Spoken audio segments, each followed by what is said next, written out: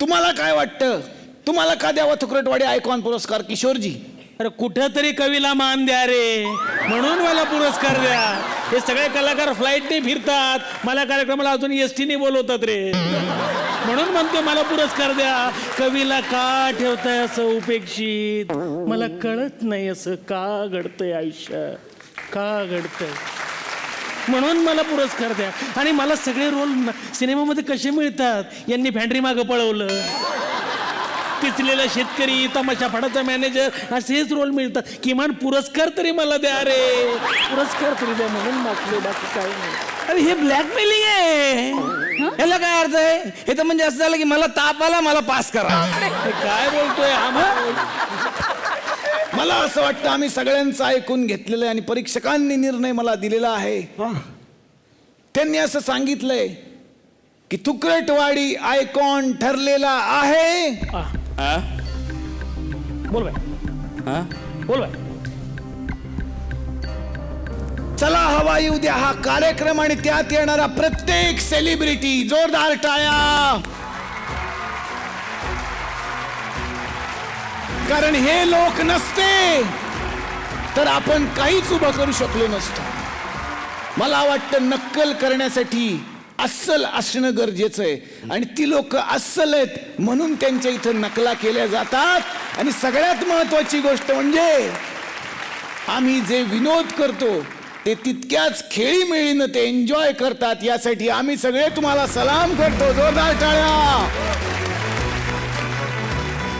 आणि मला असं वाटतं बक्षीस प्रत्येकाला मिळालं पाहिजे.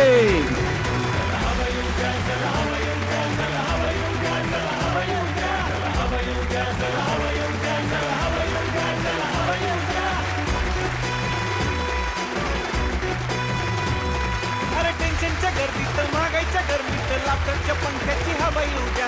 घरच्यांच्या तापात, साहेबाच्या व्यापात, सुखानं जराशी हवा. वा वा, सगळ्यांना बक्षीस मिळालं. ना भाई बघा वे ते सगळ्यात मोठं कोणाला आहे?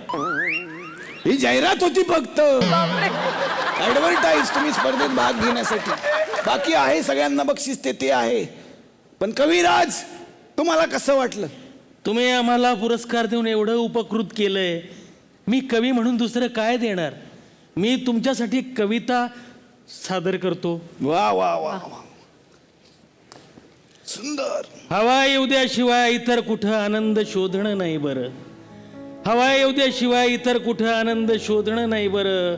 आम्ही दुःख विसरून जातो एवढं मात्र खरं.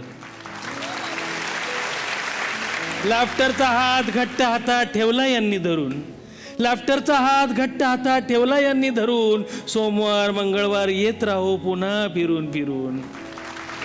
हा निलेश मिटवी क्लेश, हा निलेश मिटवी क्लेश. तुमच्यामुळं हसणं होतं, तुमच्यामुळं कुटुंबाचं घरात एकत्र बसणं होतं. आमच्यासोबत आम्हीच नसणं आणि तुमचं असणं होतं. रसिकांच्या मनामनात केलंय तुम्ही घर. आम्ही दुःख विसरत चाललोय एवढं मात्र खरं. कुशल श्रेया भारत सागर जमतात सारे जण, कुशल श्रेया भारत सागर जमतात सारे जण. भाऊचा धक्का हिलावून टाकतो साऱ्यांचंच मन. वा.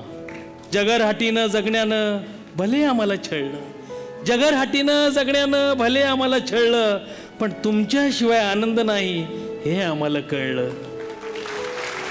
जग खूप सुंदर आहे तुमच्यामुळं बघणं होतं, जग खूप सुंदर आहे तुमच्यामुळंच बघणं होतं. दुःखात सुद्धा 2 क्षण आनंदानं जगणं होतं.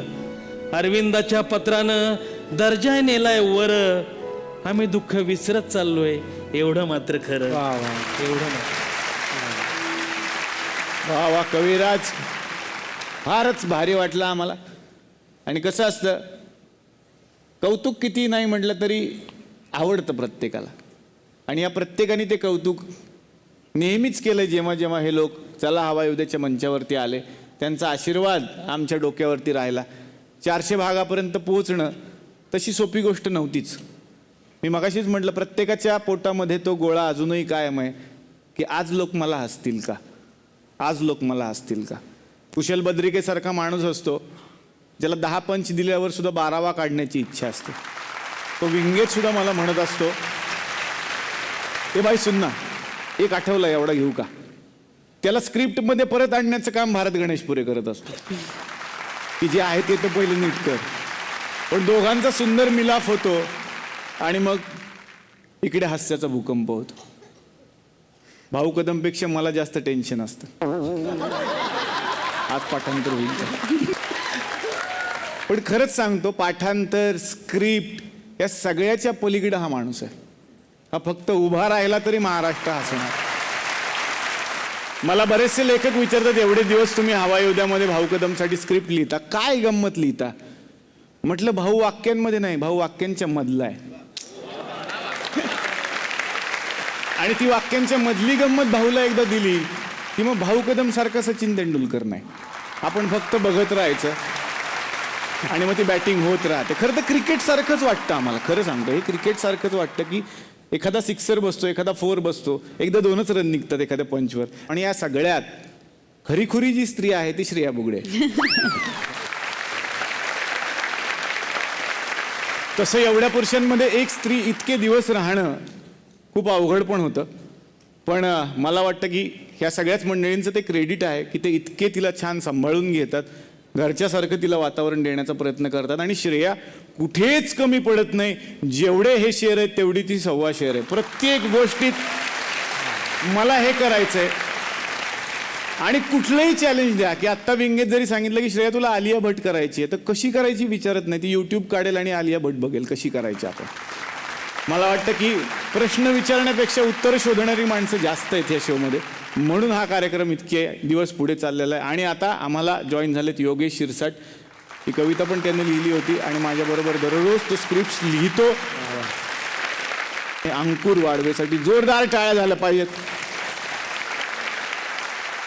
आणि तो जेवढा दिसतो त्याहीपेक्षा मोठा त्याचा विनोद आहे. मला वाटतं हे आयुष्यभर टिकणार आहे अंकुर तुझ्यासाठी. आणि या सगळ्यात मला जाता जाता एका माणसाचं नाव घ्यायचंच आहे, तो म्हणजे आमचा तुषार देवल. या जोरदार टाळ्या तुषारसाठी. तुषार देओल फक्त म्युझिक करतो का हा प्रश्नच आहे.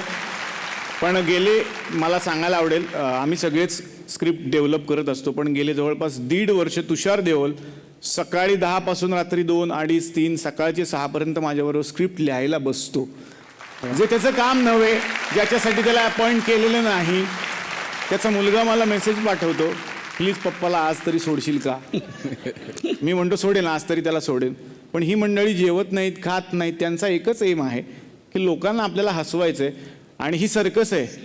100 वेळा जरी ताऱ्यावरून चाललो तरी 101वी वेळ अशी नाही आहेत की आज डोळे झाकून चालतो, तोल जाऊ शकतो. परत एकदा सांभाळायला लागतं. आणि सागर कारंडे ज्यांनी पोस्टमन घराघरात पोहोचवला, एकदा जोरदार टाळ्या सागरसाठी. कारण अरविंद जगताप इतकं सुंदर लिहितात, पण तितक्याच सुंदर पद्धतीनं तो सगळ्यांपर्यंत ते पोहोचवत असतो. मला वाटतं की हे आमचं सुंदर घर आहे आणि ते घर असंच टिकून राहावं. पण इथून जाण्यापूर्वी, इथून यांना विंगेत एक्झिट देण्यापूर्वी मला वाटतं हे जे आनंद शिंदे आज इथे आलेले आहेत त्यांना बघण्यासाठी इकडे ओरिजिनल पण आलेले आहेत. जरा मी त्यांना वरती आमंत्रित करतो. सरांसाठी जोरदार टाळ्या.